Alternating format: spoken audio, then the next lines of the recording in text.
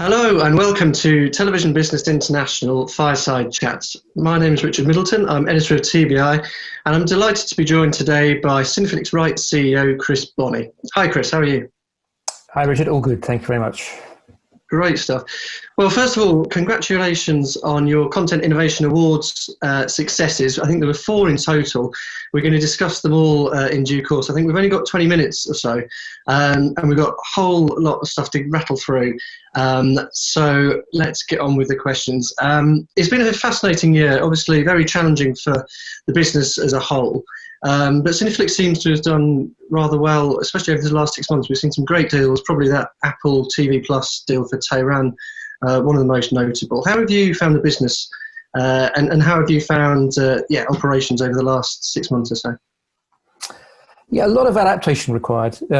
It's obviously, exceptional circumstances, and I think none of us would hope to see again, but I think the demand has been higher than a normal year for acquired content in particular. There's perhaps no great surprise there. The production marketplace has had a number of stops and starts, and in some cases more sustained delays. But that has meant broadcasters needing to source the acquired content quite heavily and rely on that to both fill short-term gaps when unanticipated delays and things like sports were put in place, as well as trying to build out, I suppose, a bit more of a sustained scheduling plan using more reliance on acquired content. So we have seen an increase in our sales activity and sales volume as a result of that, and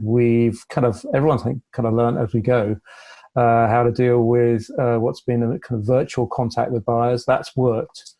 Everyone's been quick to adapt, getting online more often. All of us using upfronts or e-premieres, which we particularly did with the Minister, and also with Winona Earp. We had a kind of cast on screen as well. And while that's been a level of adaptation, I think there have been some benefits as well. We've certainly seen quicker feedback from buyers. So while we would all very much have liked to be in Cannes, you can't replace the face-to-face of a market. At the same time, I think it's given, in particular, buyers who have a lot of slogging around the palais to do, the chance to feedback quicker on the pitch meetings, which we've all been doing through Zooms and other online services available. That mean that we've been able to sort of see perhaps more direct and more rapid feedback. And also perhaps a more visible effect of our marketing initiatives. So we've done very specific, well-targeted mail-outs, as well as the sort of e-premieres, and we've seen quite quick and visible feedback. So that has helped us perhaps build some learnings going forwards, I would say, for how we will kind of take ourselves forward in the new world when we get to a new normal. But I suppose the bottom line is, I said, we have seen an increase in activity, and it's come across the slate, and the key kind of requirements that would normally be there have remained, and kind of communicating well, a catalogue of new and existing content, perhaps making well known when there's been volume available in particular, because that's allowed broadcasters to sort of work out how they can promote something in a more important slot in the schedule. And whether it's sort of summer, in the States, we saw some benefits from, those sort of summer slots they would normally be taking with new drama being tested. And so we've kind of been quick to move on those things. And I think all the good players have done the same. But yeah, pleased to say it's been good. Yeah. Yeah, certainly. I mean, that's been reflected in the CIA's success that you've had this year. So we're just going to run through a couple of those shows because, as you say, I mean, obviously you guys have a rich heritage in unscripted, but you've also been increasingly moving into scripted and kids as well. And one of the shows, Step Up to the Plate, took the best live action kids program. Tell us a little bit about that show and perhaps what sets it apart from some of its competitors.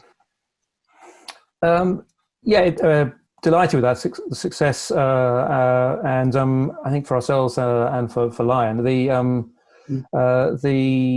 one of the things is it's an original format targeted for kids, rather than being a kind of junior version of an existing format, which we've seen a lot of and a lot of success with. But this just means it's been that much better tailored for the audience.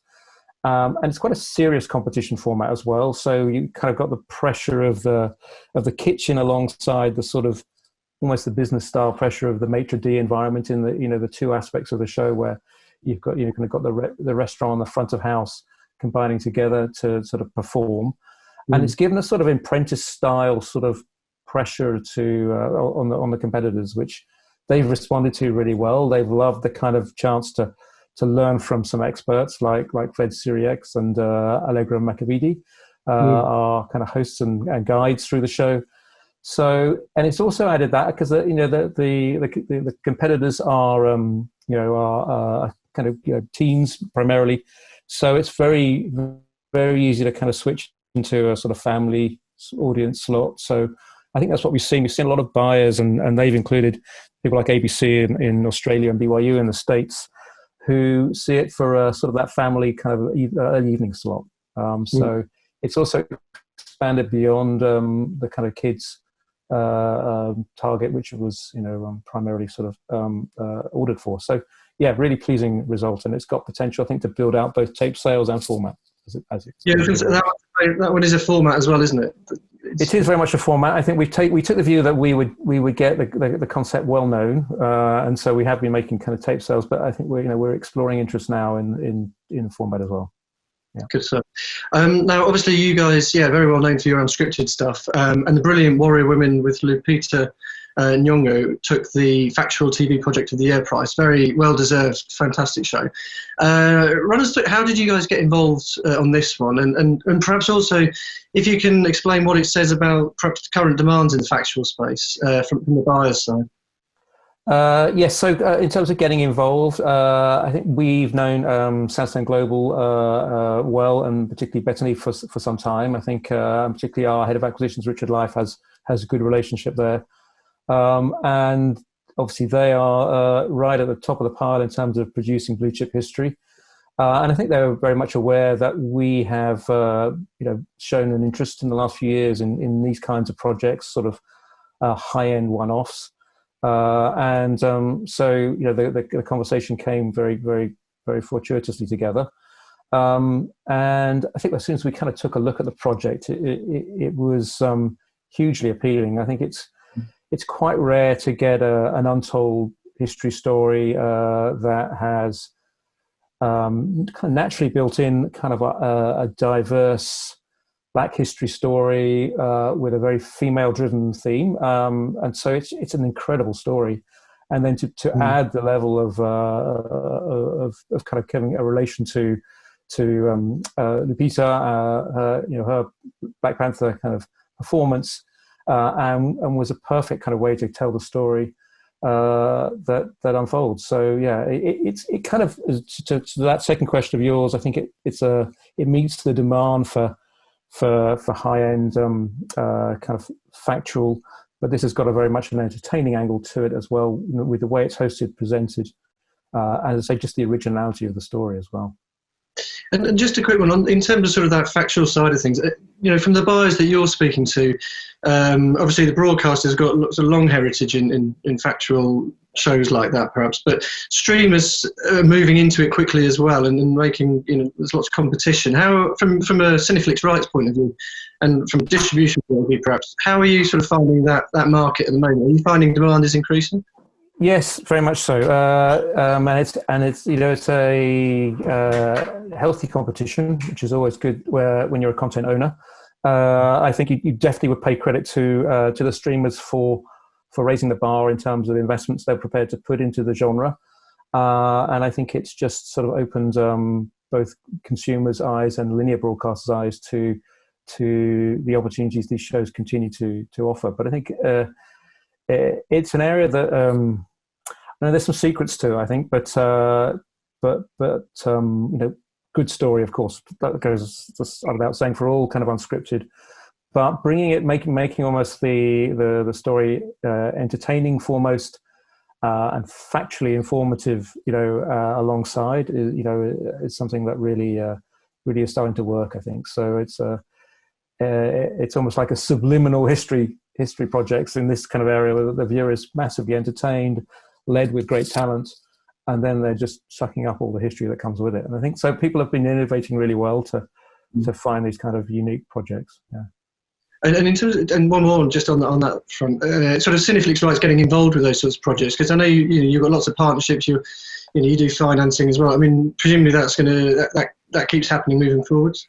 I think it's yes, it's I think it's a prerequisite for distributors in the environment we're in, and something that enables us to build the relationships with content and most importantly with the producers at the earlier stage. So yeah, I think but the way in which the financing required for projects like this has evolved means I think distributors should get involved and play those roles in a mix of pre-selling, significant advance, and kind of route to market strategy as well. I think that's a very important piece of the equation now in these things. Can we talk early enough with the creators and agree how we want to roll the show out? Because in many cases, it's all about finding the best platform for the content, where it's going to get most loved in the home it finds. So, working that out is is key, because particularly if you've got some returning, series potential, then, all those first steps are really what creates the success platform. Yeah, great stuff. Factual entertainment as well. Obviously, you've again had success there inside the Rendezvous, which is a great show. If no one's seen it, I'm sure everyone will have seen it. But it's it's a great show to watch at this sort of time of year. Factual, it won the CIA's Factual Entertainment Program of the Year. I mean, I can see, having seen it, sort of what makes it appeal to me. But to buyers worldwide, I know it's sold quite well. What are the strands of the show that really appeal, do you think? Listen, we all love animals. We also take a particular interest, I think, in when we can find animals we don't see every day on screen, which comes to help aided through the location, the Australia location. We've got very sympathetic keepers and vets at Taronga Zoo, and we have this amazing Sydney backdrop. And it's a conservation story as well as much anything else. So there's always a kind of really rewarding kind of viewer takeaway at the end of it. So it's one of those projects that comes together every now and then where all the pieces just seem to fit the marketplace. And I think in you take the UK as a good example, sort of zoo shows have really started to work, and this has just got all those sort of elements of originality which just give this a USP. So it's been thrilling to work with, and second season coming too, and no reason why this shouldn't carry on being a long runner. But yeah, and great producer, of course. Again, goes without saying, and an Australian network in Nine behind it too. So yeah, really, really, really pleasing. Right. Now moving on to scripted, which is something that you guys have obviously moved heavily into, but it's an area of on the production front, it's faced huge challenges over the past 9 months or so. How have Cineflix projects shared? Because I know you've got a lot of partnerships and you've been involved in quite a few shows. How's it looking on the scripted front? It's going well. I think we've been fortunate in that we've had a number of our acquisitions deliver on timing that's made them appealing to broadcasters during the kind of the pandemic. So we've had shows available to pick up, and they have rolled out well. And then our own productions, of course, along with others, have all suffered delays, holdbacks, particularly while I think production insurance has had to be still sorted in so many key territories. But we've got shows now in where COVID protocols have been successfully implemented. We've managed to continue production on Coroner season 3 in Canada, also Winona Earp season 4.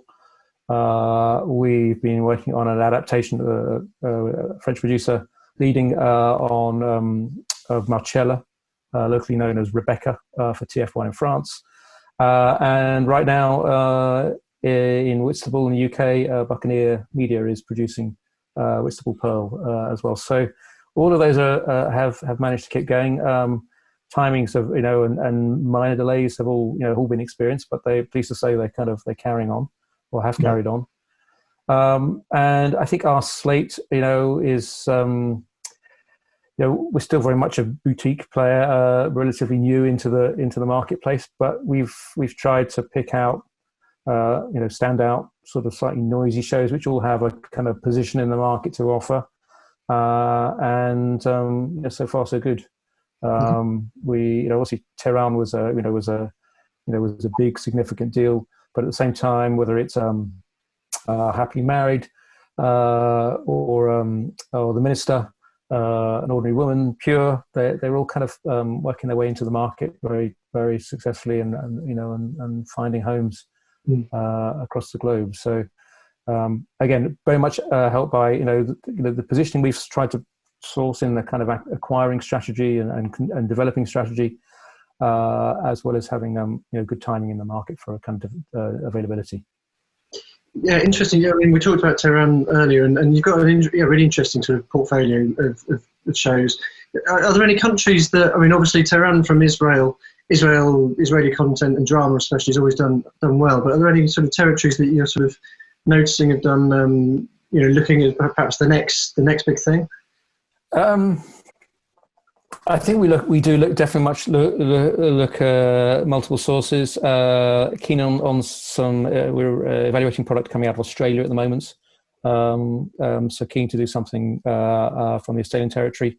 But no, we've kept on looking. Obviously, Canada's a strong territory where we've got naturally good connections.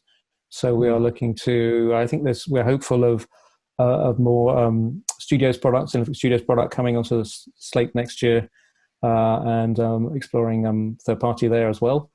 But yeah, we keep looking hard, and there's no shortage of good talent available. So also delighted that Buccaneer is kind of beginning to evolve, really quickly evolve, I think, into its sort of rollout strategy with crime coming as well. So it's and some other projects in the works which we're hoping to finalize finance on very during the first few months of next year too. So yeah, we're hopeful that the slate will be building out quickly in 21. Good stuff. We'll keep an eye out for some of those shows. Obviously, you guys had a success at the CIAs with Marcella. I never quite Marcella or Marcella. We go for Marcella. Marcella. Yes. Yeah. Marcella, best returning drama series. So congratulations on that. Again, I mean, yeah, great show. It's got all the elements you need. I guess that's what makes it popular internationally as well. Yeah, I think. Listen, it's a fabulously woven Scandi noir storyline set in London. Those kind of aspects, alongside free TV, commissioner, Netflix showing, kind of global commitments, great cast, really strong kind of creative team, Hans Rosenfeld, and co-creator Nicola Larder and Tony Woods, and the Buccaneer team as guiders and producers. It's worked really nicely. But I think it's just that, those kind of combination of elements, Scandi noir, great plot, lots of intrigue and subplots that lead you off as a viewer in all sorts of directions, in great settings, whether it's London or a new setting for season 3, which I won't spoil for anyone who doesn't know what it is. It's really worked, and been lovely to see that that quality of writing recognised in France as well with the French adaptation for TF1. So, and hopefully more of those to come as well. Fascinating stuff. I think we're just about running out of time. It sounds like you've got a very busy, Cineflix got a very busy 2021. Obviously, we had the news fairly recently that you're set to retire next year as well. So perhaps you got any plans lined up for 2021, or are you just going to kick back and I'll be around for a good part of the year, around through to the summer. Yes, and I'm very much looking forward to it. I think I felt it's got a bit of youth in my legs. I want to perhaps exercise both my golf swing, maybe, and maybe my creative brain a little bit more. But I just felt, yes, this is the ideal opportunity. Quit while the going's good, and it'll be 35 years in the industry when I kind of hit that middle of the year next year. So felt like a good moment to move on. So looking forward to it. And I look forward to enjoying the television industry as a viewer, armchair viewer, as well. Fantastic. Well, congratulations, on that 35-year career. It's been fantastic working with you and seeing all these shows come through, and obviously the work at Cineflix as well, of course. And congratulations on your CIA wins as well. 4 shows. Thank you. That's thrilling. Really good. I think, and it's I'd say kind of roll on the independent. I think that's one thing I particularly enjoyed is that kind of independent positioning Cineflix has enjoyed in the marketplace, being independently owned, creatively led. I think has given everyone who works there a real chance to kind of flourish. And in a consolidated world, that's just a position that sits well, I think, against some big players as well. So it's good to see there's opportunities across the market. Absolutely, kudos to that. Brilliant, Chris. Well, I think we're out of time, but we've got through a huge amount there. Thank you very much for joining us. As I say, congratulations again on your Content Innovation Awards successes, and we shall hopefully, I'm sure we'll be seeing you early part of next year until you disappear onto the golf course. Indeed. Thanks very much. Cheers. Thank you very much. Thanks, Chris.